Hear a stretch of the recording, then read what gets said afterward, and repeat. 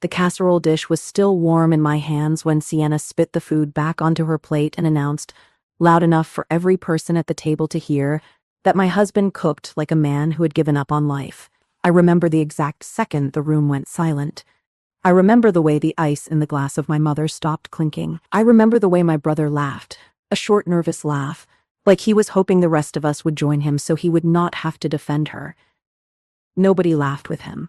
And my husband, Bennett, just kept his hands folded in his lap, his shoulders perfectly still, his eyes on the centerpiece I had made from white tulips and painted eggs that morning at 5 a.m. while the rest of the house slept. My name is Hadley Quill, and I was 36 years old on that Easter Sunday in April of 2025, sitting at the head of a dining table I had spent 2 weeks preparing for. I had ironed the linen napkins by hand. I had polished the silver that belonged to the grandmother of Bennett, the one piece of his family he still had after losing both of his parents in a car accident when he was 19. I had baked a lemon cake from scratch because my niece, who was only 7, had told me at Christmas that lemon cake was her favorite thing in the entire world. And I had stood in the kitchen at 4 a.m, watching my husband layer potatoes and cream and rosemary into a casserole dish that had belonged to the mother of Bennett, because he wanted, more than anything, to bring something of his family to a table full of mine. He had not asked for much in the 8 years we had been married. Bennett was the kind of man who said thank you to grocery store clerks and remembered the birthdays of every cousin on my side of the family. He worked as a contractor, building decks and renovating kitchens and putting in new windows for people who often forgot to pay him on time. He had calloused hands and a soft voice and a way of looking at me, even after 8 years, like I was the answer to a question he had been carrying around his whole life. And when he had spent 3 days perfecting the recipe of his grandmother for that potato casserole, testing it twice in our own kitchen before Easter, I had watched him with so much love in my chest that I thought it might crack a rib. So when Sienna, the new girlfriend of my brother Royce, took one bite of that casserole, wrinkled her nose like she had just tasted poison, and said what she said, something inside of me went very, very still. It was not anger yet. Anger came later. In that first moment, it was just a kind of cold disbelief, the way you feel when you are watching a car accident happen in slow motion and you cannot move your hands fast enough to stop it. She had only been dating my brother for 3 months. 3 months. 3 months. She had walked into my home that afternoon in a cream-colored dress that probably cost more than the monthly mortgage we paid on our small 2-bedroom house in the suburbs of Columbus, Ohio. She had handed me a bottle of wine without looking at my face, and she had spent the first hour of the gathering taking photos of herself in front of the window with the good light, the one in the dining room, the one I had cleaned the night before until my shoulders ached. My mother, Marlene, had fawned over her from the moment she walked in. My father, Calvin, had nodded politely the way he always did, the way men of his generation nodded at women they did not understand. And Royce, my baby brother, the boy I had practically raised when our parents were too busy running the small printing business they owned in town, had looked at Sienna like she had personally invented sunlight. I should mention, before we go any further, that Royce was 32 years old and had spent most of his 20s making the kind of choices that left a trail of unpaid debts and angry ex-girlfriends in his wake. Our parents had bailed him out more times than I could count. They had paid for his apartment in Cleveland for 2 years while he tried to start a real estate business that never made any money. They had bought him a car in 2022 after he wrecked the one they had bought him in 2019. And they had told me more than once that I needed to be patient with him because he was finding himself. I was $46,000 in student loan debt from a nursing degree I had paid for entirely on my own, but Royce was the one finding himself. So when Sienna sat at my Easter table and looked at the casserole my husband had made with the hands of his dead mother guiding his own, and she said what she said, I felt something shift inside me that I had been ignoring for a very long time. What she actually said, word for word, was this. She said, "Oh my God, did a sad divorced dad make this?" She said, "No offense, Bennett, but my dog eats better than this." And then she laughed, this high-pitched, performative laugh like she had just delivered the funniest joke of the year, and she looked around the table waiting for the rest of us to join her. Royce laughed. That was the part that broke me. My baby brother, the one I had taught how to ride a bike in the cul-de-sac when he was 6 and I was 10, The one whose forehead I had pressed a bag of frozen peas to when he fell off the trampoline in 2003. The one I had given $5,000 to in 2023 when his rent was due and he had nowhere else to turn. That brother laughed.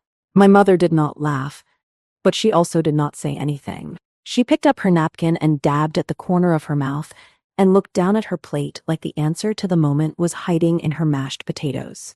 My father cleared his throat and reached for the basket of rolls. My niece, the 7-year-old, looked up at her father, who was my cousin Davis, and asked in a small voice why the lady was being mean to Uncle Bennett. Davis did not answer her. Bennett, my husband, did not flinch. He did not look up. He did not say a single word. He just took the napkin from his lap and folded it once, very neatly, and placed it on the table next to his plate. Then he stood up, pushed his chair in, and walked out of the dining room and into the kitchen without a sound. I sat there for maybe 4 seconds. 4 seconds is not very long, but in those 4 seconds, I lived an entire lifetime. I thought about every meal Bennett had cooked for my family over the 8 years we had been married. I thought about the Thanksgiving in 2019 when he had driven my mother to the emergency room at 2 a.m. because she had a kidney stone, and how she had thanked him by sending him a card 3 months later with a $20 gift card to a coffee shop he did not even like. I thought about the day in 2021 when my brother had called Bennett, drunk, from a bar in Cleveland, and Bennett had driven 2.5 hours through a snowstorm to pick him up and bring him home, and how Royce had never paid him back for the gas or the towing. I thought about every time Bennett had been the one to fix the gutters of my parents, the one to install the new garbage disposal of my mother, the one to help my father move a piano up 2 flights of stairs in 2023 when his back was already hurting from a job he had taken on the side to help us pay off the credit card.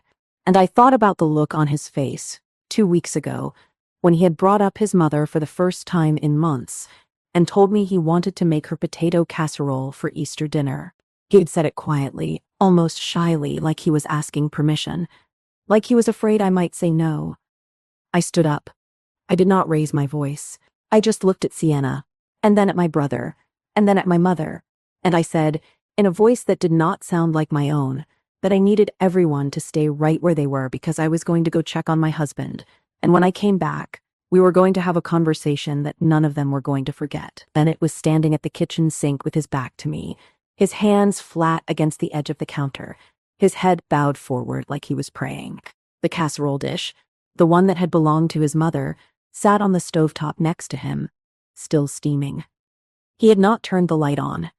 The only light in the kitchen was the slanted gold light coming through the window over the sink, the late afternoon Easter light that I had been so excited about that morning, the light I had planned the whole table around. I did not say anything at first. I just walked up behind him and put my hand on the middle of his back, between his shoulder blades, where I knew he carried all of his tension. He did not move. He did not turn around. He just took a long breath in through his nose and let it out slowly through his mouth, and I felt his whole back rise and fall under my palm. When he finally spoke, his voice was very quiet. He said, "Hadley, I think I am going to go for a drive." I said, "No." He said, "I just need a few minutes." I said, "No, Bennett, not like this. Not while she is still sitting at our table acting like she did nothing wrong. You did not do anything to deserve that. You are not leaving your own house on Easter Sunday because she decided to be cruel." He turned around then. His eyes were not wet, but they had that look they got when he was holding something heavy. He looked at me for a long moment, and then he looked at the casserole dish, and then he looked back at me. He said, "That was the recipe of my mother." I said, "I know." He said, "I have not made it since she died." I said, "I know that too." He said, "I thought, maybe, if I made it for your family, it would feel like she was here, like she got to be at the table with us, with your parents and your brother and the kids." I thought she would have liked that. My throat closed up so hard I could not speak for a second. I just nodded. He said, "I am not mad about the food. I do not care if she does not like the food. I care that she said it like that, in front of everyone, on Easter, in our house." I said, "I know, baby. I know," he said, and your brother laughed. I closed my eyes. I had been hoping he had not heard it the way I had heard it.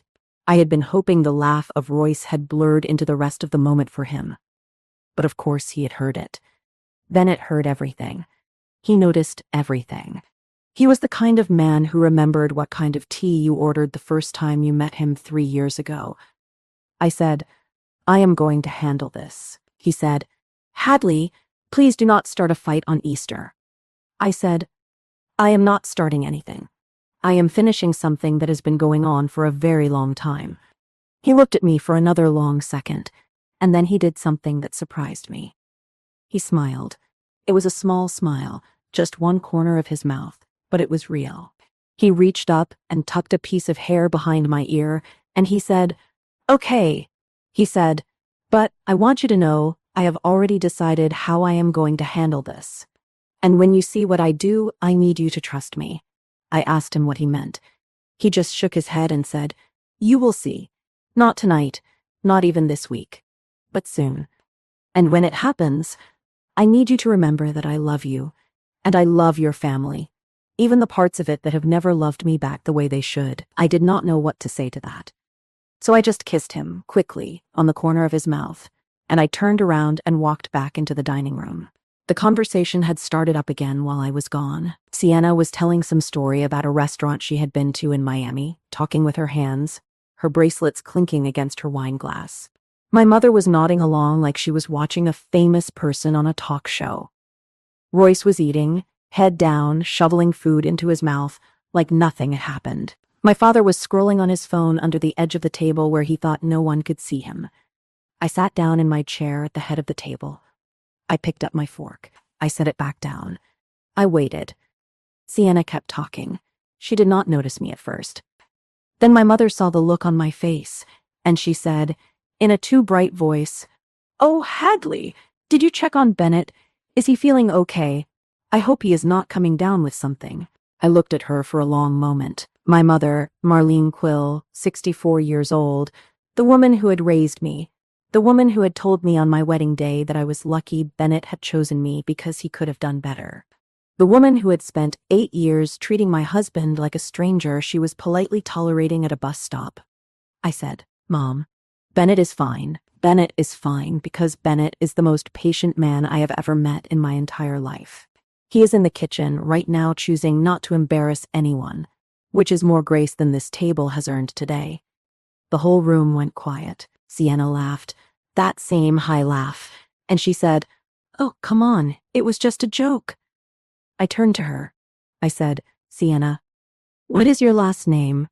She blinked. She said, "What?" I said, "Your last name. I have known you for 3 months, and I do not know your last name. You have eaten at this table twice. You have slept in the guest room of my parents over Christmas. You have called my mother Marlene like she is your aunt, and I do not know your last name." She said, "It is Beckwith. Why?" I said, "Sienna Beckwith. Do you know what my husband did for a living before he started his contracting company?" She said, "No." I said, "He served 3 tours overseas.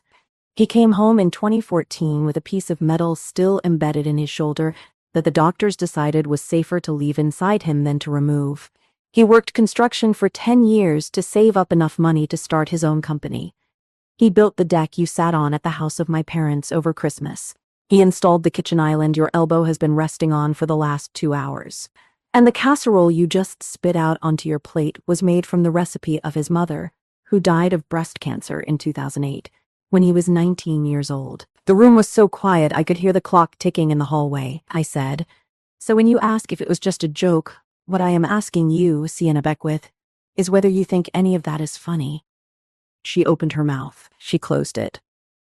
She looked at Royce. Royce, my brother, the man I had loved my whole life, did not look up from his plate. My mother said, "Hadley, that is enough." I turned to her. I said, "No, Mom. It is not enough. It is not even close to enough." My mother set her fork down with that specific clink she always made when she wanted everyone at the table to know she was about to be reasonable. Marlene Quill had been performing reasonableness her entire life. She had a voice she used at church and a voice she used at home, and the voice she was about to use on me was the church voice, the one that made other people feel like they were the ones being unreasonable. She said, "Hadley, sweetheart, I think you are overreacting." Sienna apologized. I said, "She did not apologize. She said it was a joke." My mother said, "Well, that is the same thing."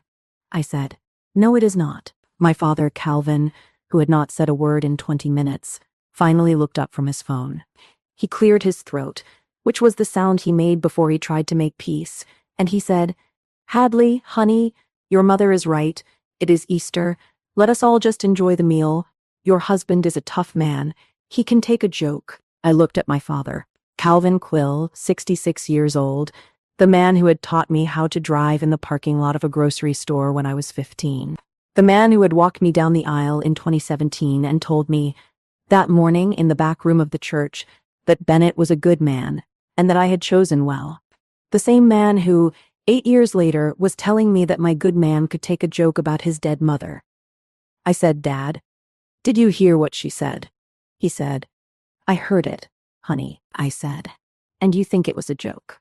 He said, "I think it was an unfortunate thing to say, but I do not think she meant any harm." I said, "Then why is Bennett in the kitchen right now, Dad? If she did not mean any harm, why is my husband, who has spent 8 years fixing the gutters of Mom and installing your garbage disposals and driving you to the emergency room at 2 in the morning, why is he standing in our kitchen alone trying to compose himself?" My father did not have an answer for that. Sienna leaned forward. She said, "Look, Hadley, I am sorry, okay? I really did not mean it like that. I have a thing about heavy food, that is all. I should not have said it like that." I looked at her. I said, "Sienna, the problem is not that you do not like the casserole. The problem is the way you talk to my husband in my house. The problem is that you have been here for 3 hours, and you have not asked anyone a single question about themselves. The problem is that you took 12 photos of yourself in my dining room before you said hello to my niece. The problem is that you called the casserole sad and divorced as if those are insults, as if being divorced is something to be ashamed of, as if my husband, who has been nothing but kind to you, deserved to be talked to like that in front of my entire family." She blinked very fast. She said, "Wow, okay, I see how this is." I said, "No, I do not think you do." Royce finally looked up. He said, "Hadley, come on. You are being a lot right now." I turned to my brother. For the first time since he had walked through the door that afternoon, I really looked at him. Royce Quill, 32 years old. He had our mother's eyes and the jaw of our father, and he had this way of tilting his head when he wanted you to feel sorry for him that he had been doing since he was 4 years old. He was wearing a sweater I had bought him for Christmas, a soft gray one from a store he could never afford on his own. He had a chip in his front tooth from the time he had fallen off the trampoline, the same trampoline I had iced his head from in 2003, and every time I looked at that chip I remembered the boy he used to be. I said, "Royce, do you remember February 2023? He said, "What?" I said, "Do you remember February 2023? He said, "I do not know what you are talking about." I said, "You came over to our house at midnight. You had been crying. You said your rent was 3 months behind and your landlord was going to evict you. You said Mom and Dad had said no, that they were done bailing you out. You said you did not know what to do. You sat on our couch, the green one, and Bennett made you grilled cheese sandwiches at 1 in the morning because you had not eaten all day. And then he went into our bedroom and he came back out and he handed you a check for $5,000. Do you remember that?" The whole table was very quiet. Royce said, "Hadley, do not do this right now." I said, "Do you remember what you said to him? You said, 'I will pay you back, I swear. I will pay you back by summer.' It has been 2 years, Royce. You have never paid him back. You have never even mentioned it. And just now, when your girlfriend called him a sad divorced dad who cooks like he has given up on life, you laughed." Sienna looked at Royce. She said, "You owe Bennett $5,000. Royce said, "It is not like that." She said, "It sounds exactly like that." I said, "It is exactly like that. And it is not the only time. In 2021, Bennett drove 2.5 hours through a snowstorm to pick you up from a bar in Cleveland because you were too drunk to call mom and dad. He paid for your tow truck. He paid for the gas. He never asked for any of it back. In 2024, when you needed someone to co-sign that lease, Bennett did it. Did you know that, Sienna? Did you know that my husband, the sad divorced dad, is the only reason your boyfriend has an apartment right now? Sienna stared at Royce. Royce stared at the table. My mother said, "Hadley, please. Lower your voice." I said, "No, Mom." I turned to her. I said, "You know what? You and Dad have been doing this my whole life. You have been treating Bennett like he is some accessory I picked up at a store.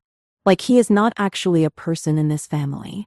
Do you know that he sends you flowers on your birthday every single year, Mom? Every single year. Do you know what you got him for his birthday last year? You got him a card. Just a card. No signature on it from Dad. Just your name. And it had a typo in his name. You spelled Bennett with one T. My mother said, that was a mistake. I said, 8 years of mistakes, Mom. 8 years. Then I stopped. I took a breath. I looked at the table I had spent 2 weeks preparing. I looked at the tulips and the painted eggs and the casserole dish that had belonged to a woman I had never met, a woman who would have been my mother-in-law, a woman whose grandchildren I had wanted to give her before cancer had taken her in 2008. And I sat down. I said, "You can finish your dinner. All of you. I am going to go sit with my husband." I picked up my plate. I picked up the plate of Bennett, untouched, his food going cold. I walked back into the kitchen. He was still there, leaning against the counter now, his arms crossed over his chest, his head down. He looked up when I came in. He said, "Did you say what you needed to say?" I said, "Most of it." He nodded. He said, "Thank you, Hadley." I said, "Do not thank me yet. I have a feeling this is just the beginning." He looked at me, and there was something in his eyes I had not seen before. It was not anger. It was not sadness. It was something quieter than that. Something more deliberate. He said, "You have no idea." The rest of Easter dinner ended in a way none of us had expected. My mother insisted on serving the lemon cake, even though no one wanted it. Sienna excused herself to the bathroom and stayed in there for 23 minutes. Royce sat at the table picking at his food and not looking at anyone. My father turned the television on in the living room and pretended to watch a basketball game, even though the volume was on mute. My cousin Davis took his daughter out to the backyard to look at the daffodils that had just come up along our fence line, and I could hear his daughter, my niece, asking him questions about Uncle Bennett that he did not know how to answer. Bennett and I ate our dinner in the kitchen, standing up at the counter. He took 2 bites of his casserole, and then he just looked at it for a long time. He said it tasted exactly like he remembered. He said his mother used to make it on Sundays in the spring, when the rosemary in her garden was coming back. He said he had forgotten the way the cream pulled together with the potatoes if you let it sit for 10 minutes after it came out of the oven. He said it tasted like being 11 years old. I held his hand. When they finally left, around 7:30, Sienna did not say goodbye to me. Royce hugged our mother, but not me. My father patted Bennett on the shoulder on his way out the door, which was the closest he would ever come to an apology. My mother kissed me on the cheek and whispered, "We will talk about this later," in the same voice she had used when I was 16 and had broken curfew. When the door closed, I leaned my back against it and slid down to the floor. Bennett sat down next to me on the hardwood. He did not say anything for a long time. He just sat there, his shoulder pressed against mine, his hand on my knee. Finally, I said, "What did you mean earlier?" "In the kitchen, when you said you had already decided how you were going to handle this." He looked at me. He said, "Do you remember last March when Royce came to me about that investment opportunity?" I said, "No." He said, "Exactly. You do not remember because he did not tell you." He came to me. He sat in my truck in the parking lot of the hardware store, and he asked me to invest $20,000 in a business deal he was putting together with 2 friends. He said it was a flip on a commercial property in downtown Cleveland. He said the returns would be massive.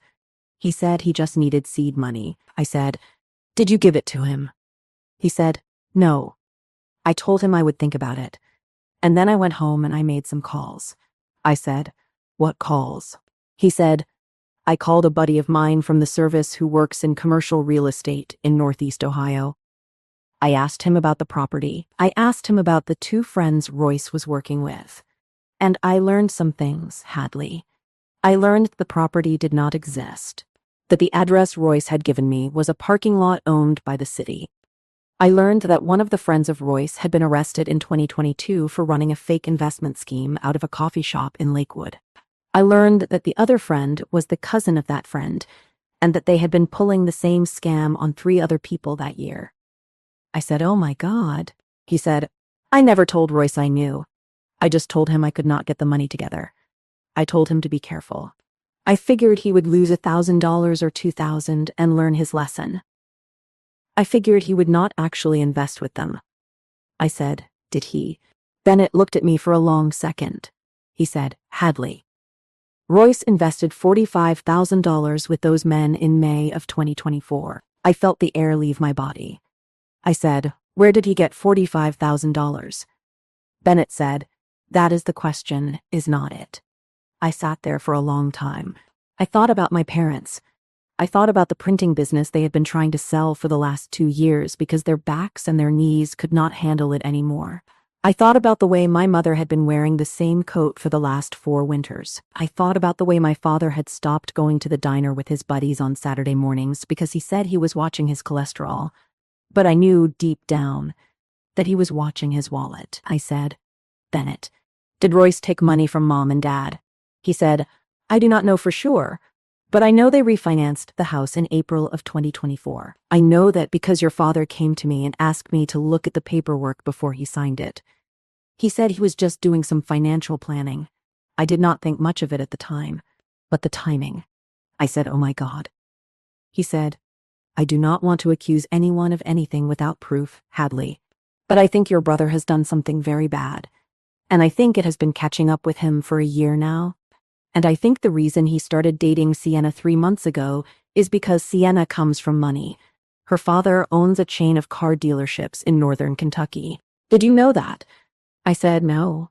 He said, "I did some looking. The Beckwith family is worth somewhere around $12 million. Sienna is 28. She works as a marketing manager at one of the dealerships of her father, and she has a trust fund that becomes available to her on her 30th birthday." I said, "In 2 years. He said, "In 2 years. I sat there on the hardwood floor of our little house in the suburbs, and I felt my whole understanding of my brother shift. I had known Royce was reckless. I had known he was selfish. I had known he had a habit of using people, but I had not known he was a man who would steal from his own parents. I had not known he was the kind of man who would date a woman because of her trust fund." I said, "Bennett, what are you going to do?" He looked at me. He said, "I am not going to do anything that is not already happening." I said, "What does that mean?" He said, "It means that the men your brother invested with, the 2 scammers, they have been under federal investigation since November of 2024. A friend of mine in law enforcement told me about it 3 weeks ago. He told me because he knew Royce had been involved, and he thought I should know, because he thought it might come back on your family. The investigation is going to break open in the next 60 days. There are going to be subpoenas. There are going to be interviews. Anyone who gave those men money is going to have to answer questions about where the money came from." I said, "Oh my God." He said, "Hadley, I am not going to do anything to your brother. I do not have to. The thing he did is already coming for him." I sat there in silence for a long time. Finally, I said, "But you said you had decided how you were going to handle the Easter dinner thing." He said, "I have." I said, "How?" He said, "I am going to tell the truth. To everyone. When the time comes." I said, "What truth?" He said, "All of it." He paused. He said, "Hadley, your parents are going to lose the house if this goes the way I think it is going to go. Your brother took out that refinance money under their name. That is going to come out. And when it does, your mother is going to need somewhere to live. Your father is going to need somewhere to live. And they are going to come to us." I said, "Oh God." He said, "And I want you to know right now before any of this happens that I am going to help them. I am not going to hold any of this over their heads. I am not going to make them apologize for 8 years of how they treated me. I am going to open our door and I am going to let them in, because that is what good people do. That is what my mother would have done. I started crying then. I could not help it. I leaned into his shoulder and I cried for the man my brother had turned out to be, and for the parents I had been so angry at for so long, and for the husband who had been treated like nothing for 8 years and who was, in this moment, planning how to take care of the very people who had hurt him. He held me. He did not say anything. He just held me. I did not sleep that night. I lay in our bed and stared at the ceiling and listened to Bennett breathing next to me, slow and steady the way he always slept, the way a man sleeps when his conscience is clean. The Easter lilies I had put in a vase on the dresser were already starting to wilt. The painted eggs from the table were sitting on the kitchen counter in a basket, waiting to be eaten or thrown away. The dishes were done. The leftovers were in the fridge, and my whole life felt like it was made of glass. Around 4 a.m, I got up. I went into the kitchen. I made myself a cup of tea and I sat at the kitchen table where, 12 hours earlier, my entire family had been pretending to be a family, and I tried to think about what to do. The truth is, I had known for a long time that something was wrong with Royce. I had known for a long time that my parents were protecting him in ways that were not healthy for any of us. But I had not known the scale of it. I had not let myself know. I picked up my phone. I scrolled through my texts with my brother. The last message he had sent me, 2 weeks before Easter, was a photo of Sienna. He had captioned it, "She is the one. Hadley, I am going to marry this girl." I had not responded. I scrolled further back. There were texts from 2023. There was the text he had sent me at midnight, the one from February. It said, "Hadley, I am in trouble. Can I come over?" There was the text he had sent me 3 weeks later, the one that said, "Thank Bennett for me. I will pay him back by summer." He had never paid him back. There were texts from 2024. There was a text from April, the same month my parents had refinanced their house. The text said, "Hey sis, do you have a couple hundred I could borrow? Payday is not until Friday." I had sent him $300 on Venmo. He had never paid me back either. I put my phone down. The thing about being the older sister is that you spend your whole life believing that the younger one is just going to figure it out eventually. You believe it the way some people believe in God. You believe it because you have to. Because the alternative of admitting that the person you raised, the person whose forehead you iced with frozen peas, the person whose first word was your name, is going to be a bad person for his whole life, is too painful to hold in your hands. I sat at the kitchen table until the sun came up. When Bennett came into the kitchen at 6:30, he was already dressed for work. He had a job that day in a town about an hour away, a kitchen remodel for a woman who was selling her house. He kissed the top of my head and he poured himself a cup of coffee and he sat across from me at the table. He said, "You did not sleep." I said, "No." He said, "What are you going to do?" I said, "I do not know." He said, "You do not have to decide today." I said, "I know." We sat there for a while in silence. Then he said, "Hadley, I want to tell you something, and I want you to really hear me." I said, "Okay." He said, "What happened yesterday with Sienna, that was not the real problem.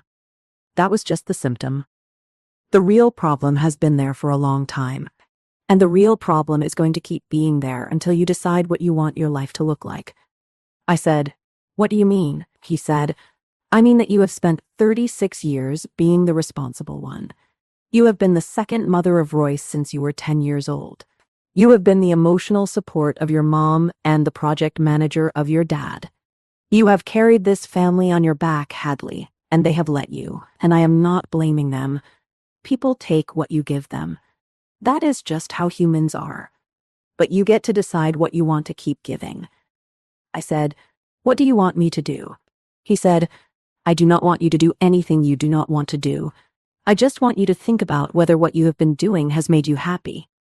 I thought about it. The honest answer was that it had not.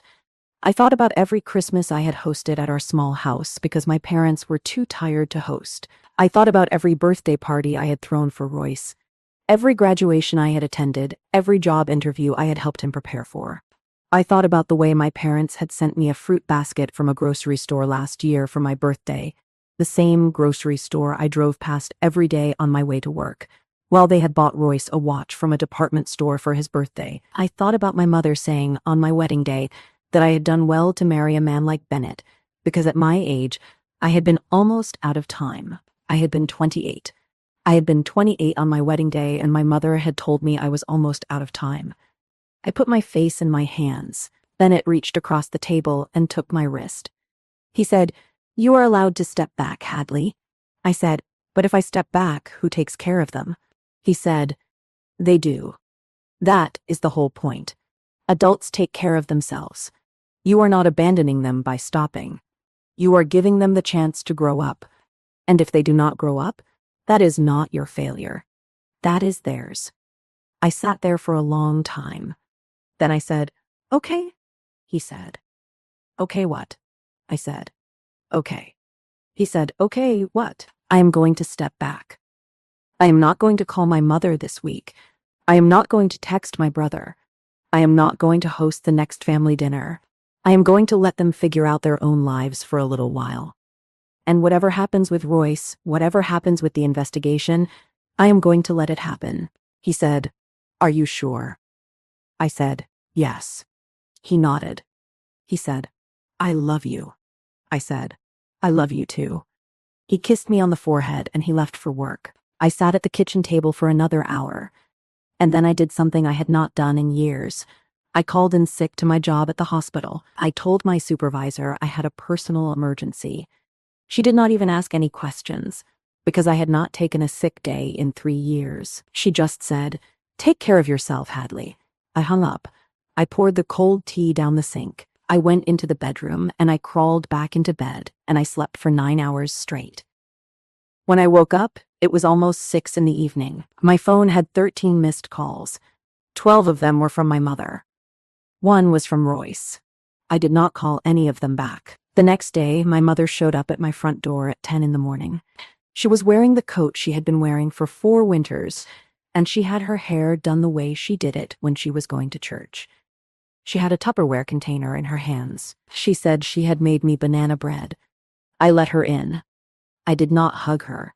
I let her sit at the kitchen table where I had sat the morning before. She said, "Hadley, I want to apologize." I said, "Okay." She said, "I am sorry about Easter. I am sorry I did not say anything when Sienna said what she said. I should have said something." I said, "Yes, you should have." She started to cry. My mother did not cry often. She cried like a woman who had not practiced crying, like a woman who was embarrassed by her own tears.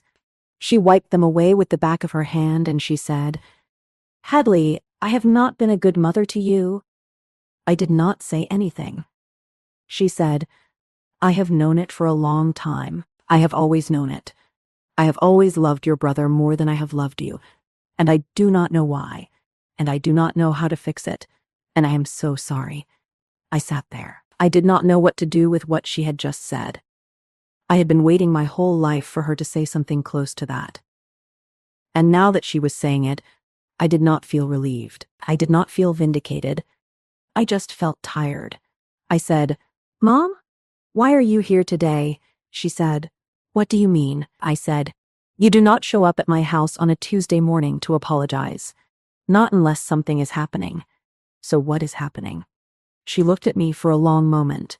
Then she said, "Your father and I are in trouble, Hadley, and we do not know what to do." My mother sat across from me at my kitchen table and told me a story I already knew the shape of. She told it slowly, the way a person tells a story when they have been holding it inside for too long, like she was unpacking a box she had been afraid to open. She told me that in March of 2024, Royce had come to my parents with what he called the opportunity of a lifetime. He had told them he was being offered a chance to buy into a commercial real estate development in Cleveland. He had shown them brochures, photos, projections. He had told them that if they could just lend him $45,000, he would pay them back, with interest, within 12 months. He had told them this was going to be the thing that finally got him on his feet. He had told them he was tired of being the family disappointment. My mother said, "We believed him, Hadley." He looked us in the eye, and he said he was tired of being the family disappointment. And we believed him. I said, "Where did you get the money?" She said, "We did not have it. We had maybe $8,000 in savings. The business has not been doing well for years, so we refinanced the house. We took out a home equity loan against the equity we had built up over 30 years. I said, "Mom." She said, "I know, Hadley. I know." I said, "Did you tell Dad it was a bad idea?" She said, "No. He was the one who suggested it." I closed my eyes. She said, "We gave Royce the $45,000 in April. He told us he was investing it the next week. We did not hear anything for 6 months. Every time we asked him about it, he said the project was moving slowly, but that everything was fine. And then, in October, he stopped answering our calls about it. He just stopped talking about it. And we did not push because we did not want to know." I said, "When did you find out?" She said, "Last week." I said, "Last week." I said, "Last week." She said, "He came over. He had been crying. He told us that the men he had invested with were not who they said they were. He told us that the property did not exist. He told us that he had lost the money. All of it. And that the men were now under some kind of investigation, and that the FBI might come asking him questions." I said, "The FBI?" She said, "Yes. He used the word FBI, Hadley." I sat back in my chair. The thing was, I had already known. Bennett had told me. But hearing it from my mother, in her own voice, with her hands shaking around the Tupperware of banana bread she had brought me, it was different. It was like watching the foundation of a house I had grown up in crumble in real time. I said, "Mom, the loan, the home equity loan. How much do you owe on it?" She said, "We took out $50,000. We gave Royce $45,000.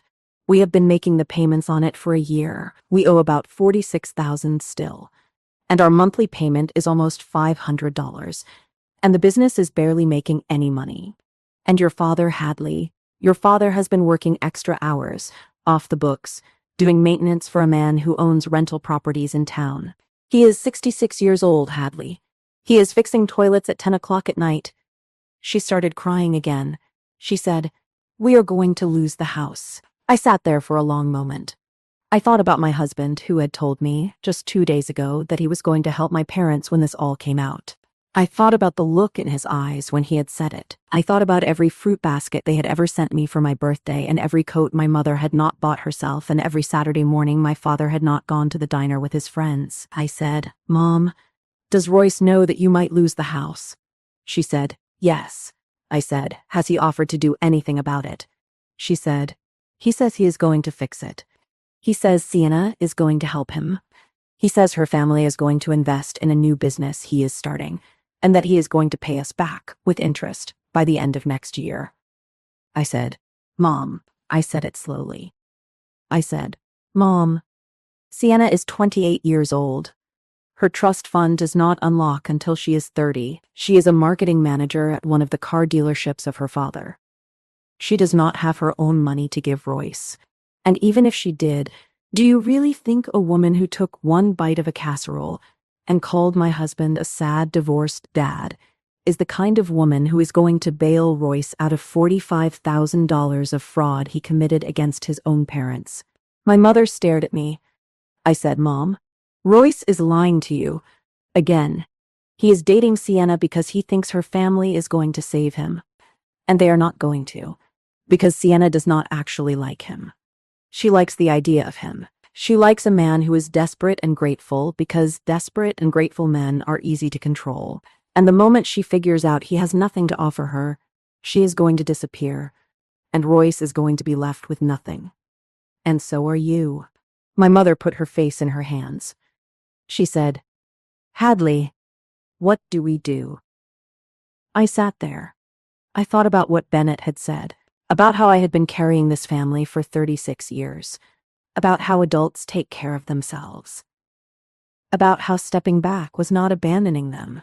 But I also thought about my mother sitting in front of me, 64 years old, holding Tupperware, in a coat she had worn for 4 winters, crying because she had let her son ruin her life. I said, "Mom, I need to talk to Bennett before I can promise you anything.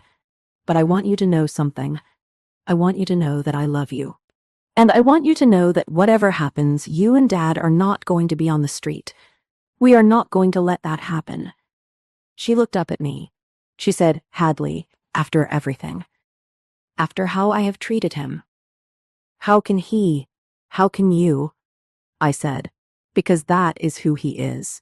That is who Bennett is." She put her head down on the table and she sobbed. I had never heard my mother sob in my entire life. I had heard her cry quiet, controlled tears. I had heard her sniff during sad movies. But I had never heard her sob like a woman whose heart was breaking, like a woman who had spent 64 years pretending to be strong and could not pretend anymore. I sat next to her and I put my arm around her shoulders, and I let her cry. After a long time, she sat up. She wiped her face. She said, "I have one more thing to tell you, Hadley." I said, "Okay." She said, "Royce has been telling Sienna that the money issues are mine and your father's fault. He has been telling her that we are bad with money. He has been telling her that he has been bailing us out, not the other way around. He's been telling her that he is the responsible one in the family, and that you and Bennett are bitter because we love him more." I sat very still. She said, "I heard him on the phone with her 3 weeks ago. He did not know I was in the next room. He told her that you and Bennett were after our inheritance, that you had been trying to convince us to write him out of the will, that you were jealous." I said, "Mom, you and Dad do not have an inheritance. You have a house you are about to lose." She said, "I know." I said, "Why did you not say anything when you heard him on the phone?" She said, "Because I was a coward. Because I have been a coward your whole life when it comes to your brother. Because every time I have tried to hold him accountable, he has cried, and I have folded. And I am so tired, Hadley. I am so tired of being his mother." I held her hand. I said, "Mom, I am going to talk to Bennett tonight, and then I am going to call you tomorrow. And we are going to figure this out. But there is going to be one condition." She said, "What?" I said, "You and Dad have to be willing to tell the truth. About all of it. To everyone. Including Royce, including Sienna, if she is still around. Because Bennett and I are not going to help two people who keep protecting the person who hurt them. We are not going to bail you out of a fire that Royce is still feeding." She nodded. She said, "Okay." She said it without hesitation. She said, "Hadley, I should have been on your side a long time ago. I am going to be on your side now." I walked her to the door. I hugged her. It was the first real hug I had given my mother in maybe 10 years. She felt smaller in my arms than she used to. After she left, I sat back down at the kitchen table. I looked at the Tupperware of banana bread, and I started to make a plan. Bennett came home that night around 7. He had sawdust in his hair and a smear of joint compound on his forearm. He set his keys on the counter and he looked at me, and I knew he could tell from my face that something had happened. I told him everything. I told him about my mother showing up. I told him about the home equity loan, about the $45,000, about my father fixing toilets at 10 at night. I told him what my mother had heard Royce say on the phone to Sienna. I told him that my mother had cried in our kitchen and said she had been a coward her whole life. He listened without interrupting. He listened the way he always listened, with his whole body, with his eyes on my face, with both of his hands flat on the table between us. When I was done, he said, "What do you want to do?" I said, "I want to help them. But I want to do it the right way. I want to do it without letting Royce off the hook." He said, "Then that is what we are going to do." I said, "Bennett, I know I said yesterday that I was going to step back, that I was going to let them all figure out their own lives. And I meant it. But," he said, "Hadley, you can step back from Royce. You do not have to step back from your parents. Those are two different choices." I said, "Are you sure?" He said, "Yes." He paused. He said, "I have been thinking about this for a long time. Longer than you know. It's in November, when my friend told me about the investigation. I have been thinking about what I would do if it came to this. And I have decided some things.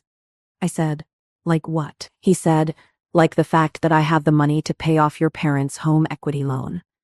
I have it sitting in our savings account. We were going to use it to put an addition on the house next year. But the addition can wait. And the house of your parents, that house has been in your family since 1987. Your father built the back porch with his own 2 hands when you were 3 years old. I have heard him tell that story 100 times. I do not want your parents to lose that house. I felt tears come to my eyes. I said, Bennett. He said, but I have conditions, Hadley. Just like you do. I said, tell me.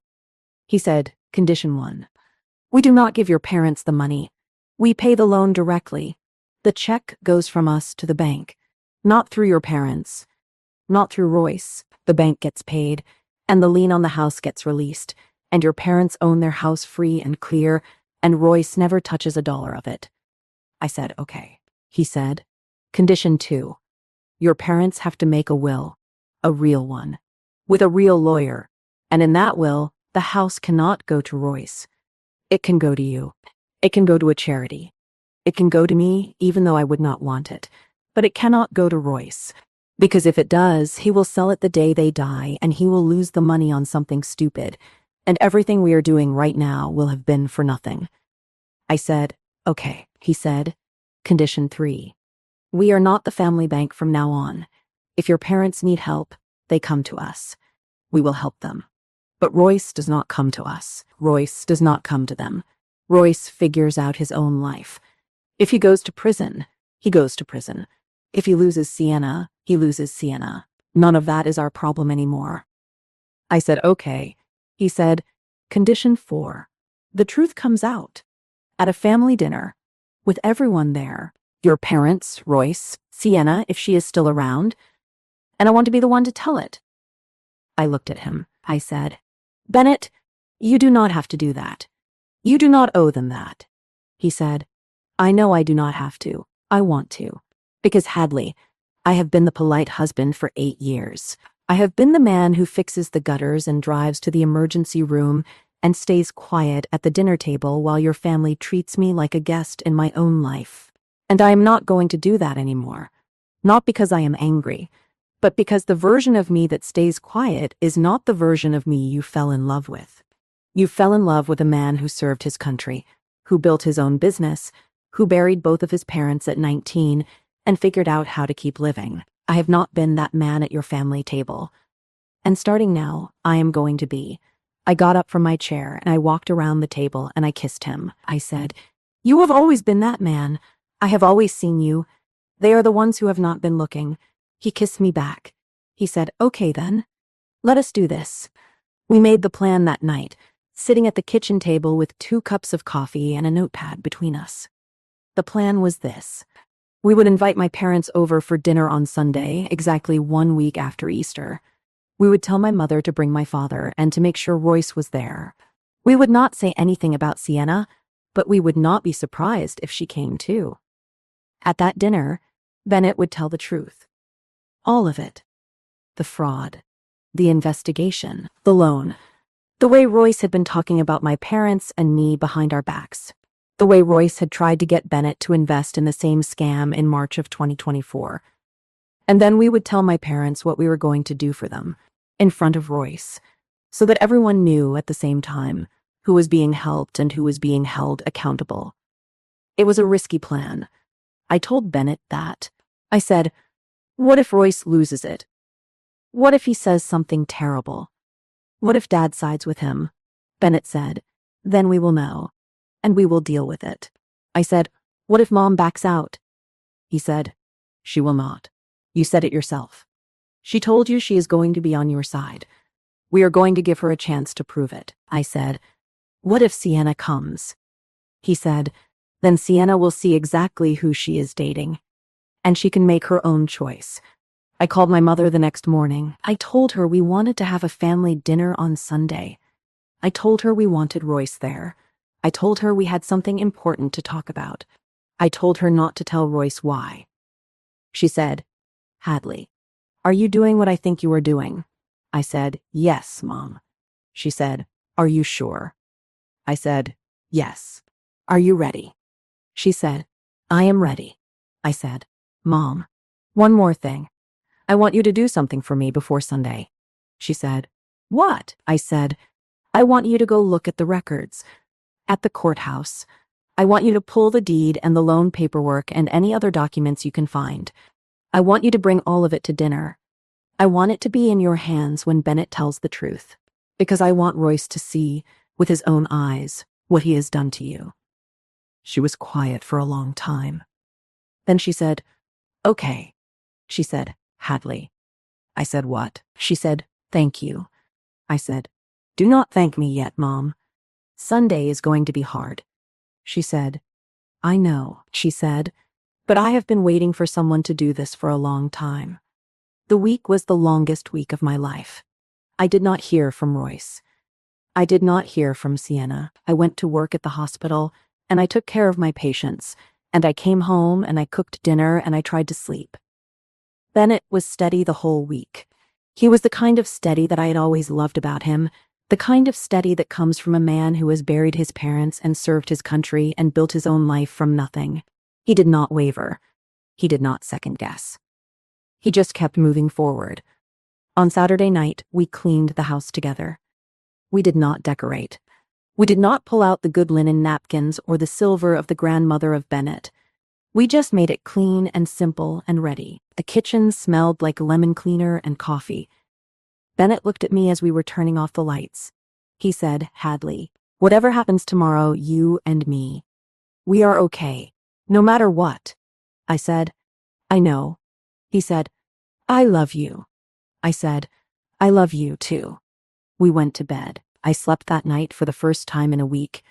Sunday came up gray and cold. There had been a late frost overnight, and the daffodils along the fence line of our backyard were drooping. I stood at the kitchen window with my coffee and watched the wind move through the trees, and I thought, this is the day my family changes forever. My parents arrived at 3 in the afternoon. My mother had a leather folder under her arm. My father carried a bottle of wine he had probably bought at the grocery store on the way over. He looked older than I remembered. He looked like a man who had been carrying something heavy for a long time. He hugged me at the door, and he did not let go for a long second, and I held him back, and I felt how small his shoulders had gotten. Royce arrived 20 minutes later. He came alone. Sienna had not come with him. I noticed it immediately, but I did not say anything. He walked in, and he hugged our mother, and he shook our father's hand, and he gave me a quick, uncomfortable hug. He shook Bennett's hand. He said, "Hey man, sorry about Easter. Sienna can be a lot sometimes. You know how it is." Bennett said, "Sure." That was all he said. We sat down at the table. Bennett had made a simple dinner. Roast chicken, mashed potatoes, green beans. None of the food was supposed to be the point of this dinner. For the first 10 minutes, we ate in a kind of false calm. My mother asked Royce about his job.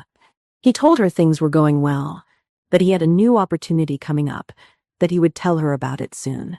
My father nodded along, the way he always did, and looked at his plate. Bennett ate quietly. I ate quietly. The clock in the hallway ticked.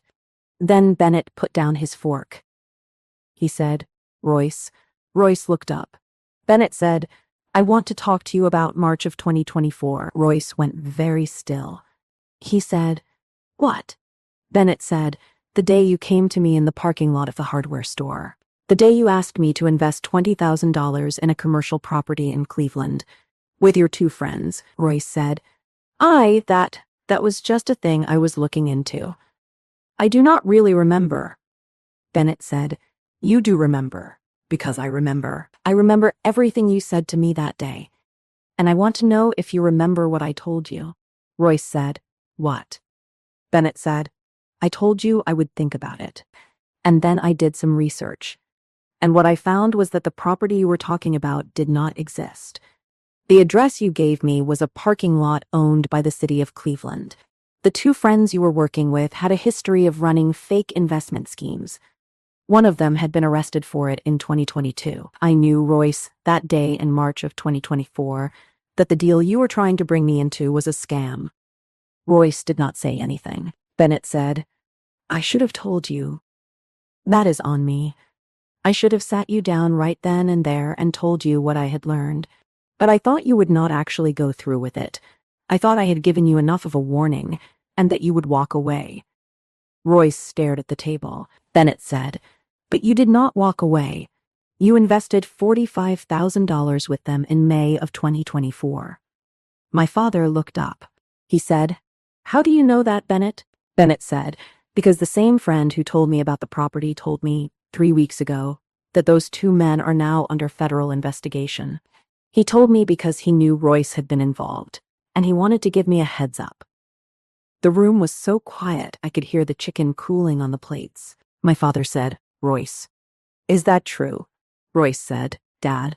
My father said, Is that true? Royce said, Dad, it is more complicated than that. My father stood up from his chair.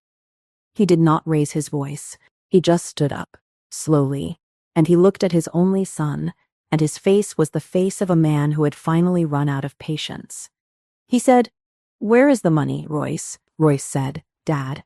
My father said, Your mother and I gave you $45,000 in April of 2024. We took out a loan against the house to give it to you. You told us you were investing it. We have been paying that loan for a year.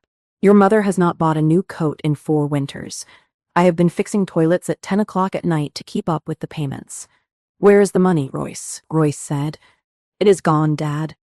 My father said, All of it. Royce said, All of it. My father sat back down. He put his hands flat on the table. He looked at my mother. My mother had her hand over her mouth. She was not crying. She was just very still. Then my mother opened her leather folder. She took out the deed to the house. She took out the loan paperwork. She slid them across the table to Royce. She said, Look at it, Royce. Royce said, Mom. She said, Look at it. He looked. She said, This is the house your grandfather bought in 1965. This is the house your father grew up in. This is the house you grew up in. This is the house we were going to leave to you and your sister, and you almost made us lose it. For a deal you knew, deep down, was not real. Royce said, Mom, I did not know. She said, Do not lie to me, Royce. Not anymore. He said, Mom. She said, Your sister told me. 3 weeks ago, you called Sienna. You told her your father and I were bad with money. You told her you were the responsible one in this family. You told her your sister and Bennett were after our inheritance. I heard you, Royce. I heard you on the phone from the kitchen. Royce stared at her. She said, What inheritance, Royce? What inheritance did you think you were defending? We have nothing left. You took it. And then you sat in another room of our house and you told your girlfriend it was our fault. She did not raise her voice once. That was the part that broke him. If she had yelled, he could have yelled back. But she did not yell. She just looked at him with this steady, sad, finished look on her face, and she let the words settle on him like snow. Royce started crying. He said, Mom, I am so sorry. She said, I know you are. She said, But sorry is not enough this time. Then Bennett spoke. He said, Royce, I want you to know that I am not telling your parents any of this because I want them to punish you. I am telling them because they deserve the truth. They have been carrying the weight of what you did for a year, and they did not even know the full shape of it. And I am not going to let them sit at another holiday dinner with a man who lies to them about who he is. Royce looked at Bennett. He said, Bennett, I am sorry about Easter. I am sorry about the casserole. I am sorry I laughed. Bennett said, That is not what this is about. Royce said, Then what is this about?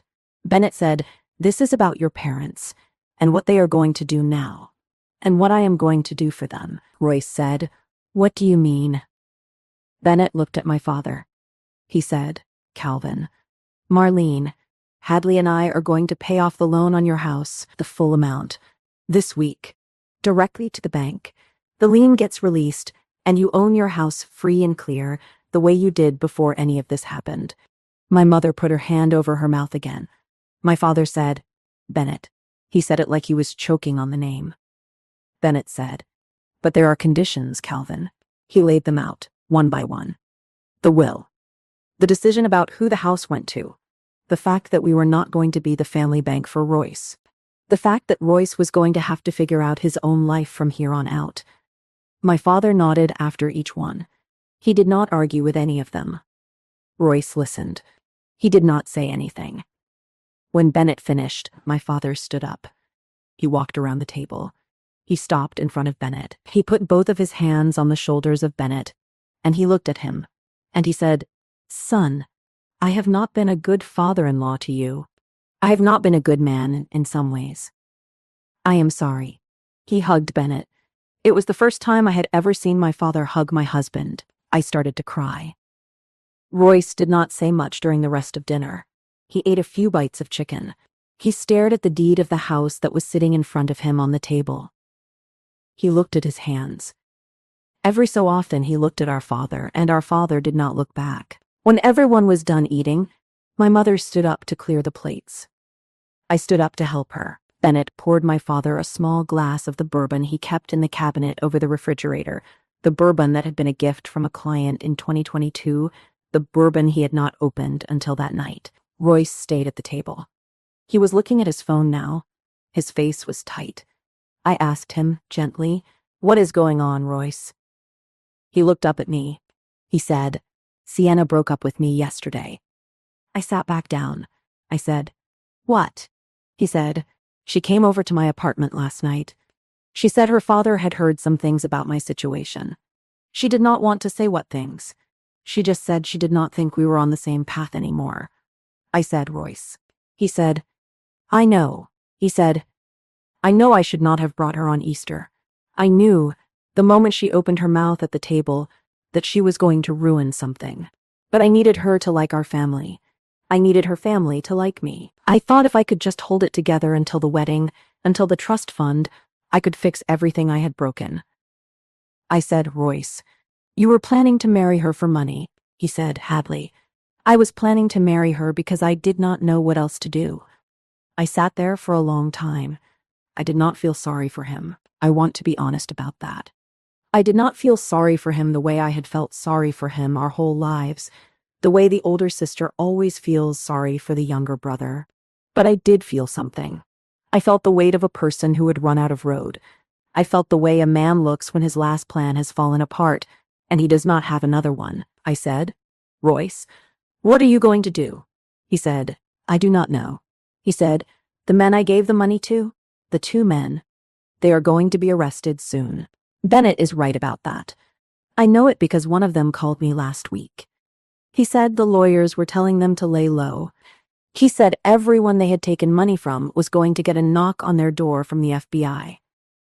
I said, "Royce," he said, "I am probably going to get a knock too. They are going to want to know everything. They are going to want to know where the money came from. They are going to find out about Mom and Dad. They are going to find out about the loan." I said, "That has already been handled, Royce." Bennett told them. "They know. The loan is going to be paid off." He looked at me. He said, "I do not want them to go to jail." I said, "No one is going to jail except possibly you." He flinched. I said, "Royce, listen to me. I love you. I have loved you my entire life. I taught you how to ride a bike. I iced your head when you fell off the trampoline. I gave you $5,000 in 2023, and Bennett gave you the rest of it, and we never once asked you to pay it back. I have shown up for you over and over and over again, and it has never been enough." He nodded. I said, "But I am not going to show up for this. I am not going to come to court for you. I am not going to call the FBI and ask them to be lenient. I am not going to put money on your books. I am not going to be the person who picks you up when you get released. Because if I do that, you are never going to learn. And then we are going to do this whole thing again in 5 years with a different scam and a different girlfriend and a different chunk of money you took from someone who trusted you." He said, "Hadley." I said, "This is the boundary, Royce. I love you. I am still your sister. But I am not going to save you anymore. Mom and Dad are not going to save you anymore. You are going to face what you did. And on the other side of it, if you do the work, if you really do the work, you might come out a person I can have a relationship with. but that is going to be on you. Not on me. He cried for a long time, sitting at my kitchen table. I did not hug him. I did not move. I just let him cry. When he was done, he wiped his face on his sleeve. He stood up.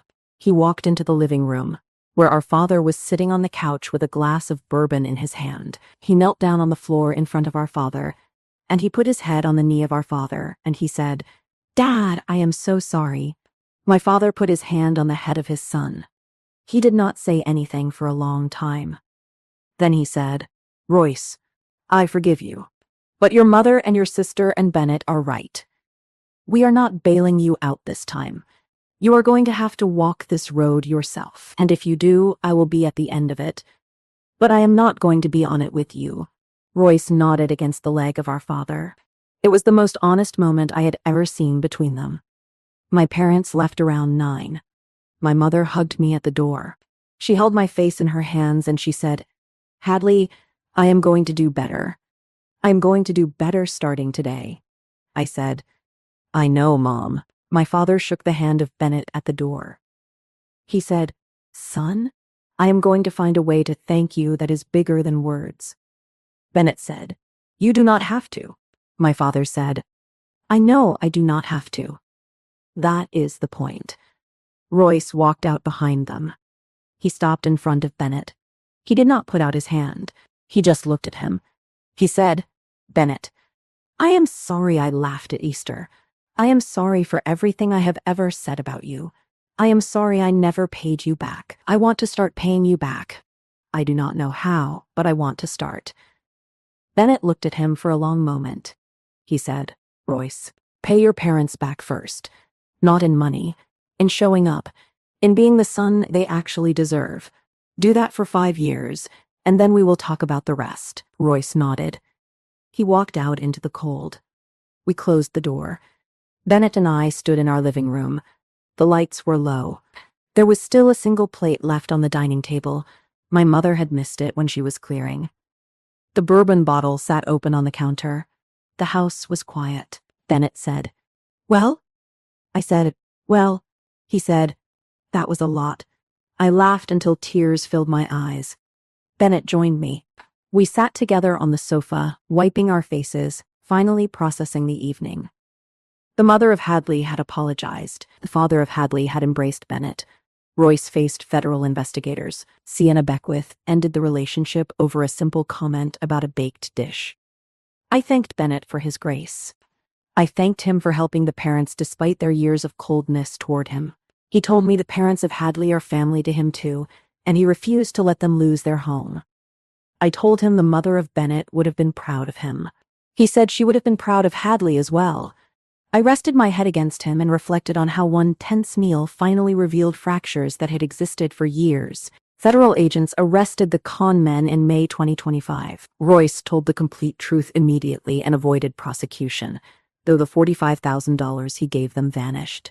Bennett paid off the mortgage lien on the property of the parents before the week ended. The relief brought tears to the eyes of the mother. Royce returned to the house of the parents.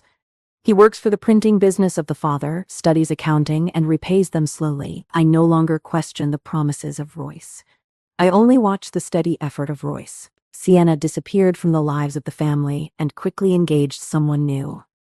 I feel no bitterness toward her. I simply stop expecting accountability from people who never understood their mistakes. The relationship with my mother healed gradually through weekly lunches. She now honors Bennett with genuine cards and remembered birthdays. The father of Hadley bonded with Bennett over a summer shed project, replacing years of distance with quiet camaraderie. We remain in our modest home, content with our space, and slowly discuss expanding the family. That evening changed everything. It taught me that shared blood does not justify poor treatment. I learned that boundaries are doors with handles on our side, not permanent walls. I learned that a true partner helps rescue a family from itself rather than demanding a choice. Bennett endured 8 years of polite neglect without bitterness. He simply waited until the relatives finally recognized the worth of Bennett, and when they did, he welcomed them without hesitation. He is the bravest person I have ever known. That is the kind of man you build a life with. Not the loud one. Not the one who needs to win every argument. the quiet one. The one who is keeping score not because he wants revenge, but because he is paying attention. The one who, when the time comes, knows exactly what to do. I do not know what is going to happen next year. I do not know if Royce is going to finish his accounting classes. I do not know if my parents are going to sell the printing business and finally retire. I do not know if Bennett and I are going to have a baby or build the addition or keep our little life the way it is. I do not know any of it. But I know who is going to be at my dinner table next Easter. I know who is going to be sitting at the head of it. And I know that the casserole, the one from the recipe of the mother of Bennett, is going to be on the table again. And this time, every person who eats it is going to know whose mother it came from. If this story moved you, if any part of it reminded you of your own family, of a moment you wish you had handled differently, of a husband who deserved better, of a brother who took too much, of a mother who finally apologized, please consider liking this video and subscribing to the channel. And if you have your own story, the one you have been carrying around, the one you have not told anyone yet, I would love to hear it in the comments. You do not have to use your real name. You do not have to share anything you are not ready to share. But sometimes, telling the story is the first step to changing it. I know it was for me. Take care of yourselves, and take care of the quiet ones in your life. They are paying attention.